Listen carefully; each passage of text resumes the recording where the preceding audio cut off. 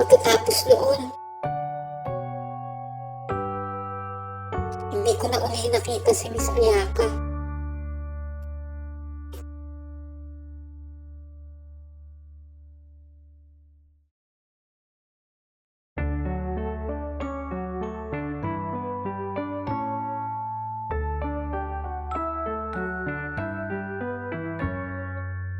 Ngayon, high school na ako.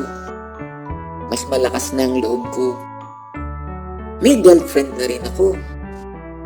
Pero sa dingding, nakasabit pa rin ang dilaw na payong ni Miss Ayaka. Si Miss Ayaka ang unang taong hinangaan ko. Ang unang naging crush ko at minahal ko. Kahit sa simpleng paraan, marami akong natutunan sa kanya.